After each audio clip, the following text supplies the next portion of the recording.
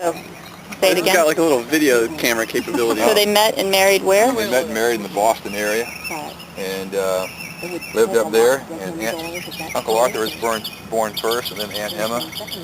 We have a formal portrait of the four of them. Everybody's kind of in black. And then they basically came from farm families, so they decided they heard about some acreage down here. I don't know how they heard about this particular area, but he was a farmer by profession, not a big city type, so they came down here and bought 75 acres.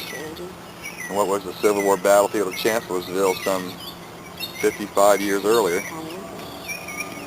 And that's where they lived out the rest of their life. They were both naturalized in 1945. Wow. And the American names they took were the anglicized names. His name was Ricardo, so he took Richard.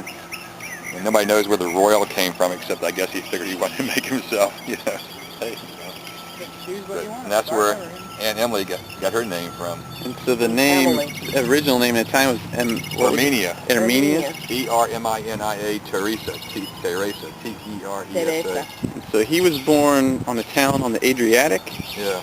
And she was born where? Genoa. Genoa? And the story goes that when they met started talking to each other, and they got mad at each other, they would start cursing each other in their dialect of Italian or whatever, and they couldn't understand each other, and they became even more mad at each other, you know. How did they pass away again? Her grandmother was killed by a truck on Highway 3, which is where we came off 95. We'll be traveling down shortly. She was out there she had retrieved her mail from the mailbox on the other side of the road, and a little dog ran across the road. She went running after it, and there was that. I didn't realize that he died on your birthday. You know, isn't that something? Ironic. Mother said that souls are born in groups. And he died of a heart attack. But he was, you see, he was 71. He just turned 71, so 71 back in 1951 for an Italian, you know, wasn't too bad. Granddad Gitto had just turned 72 in 1955 when he died of a heart attack. So.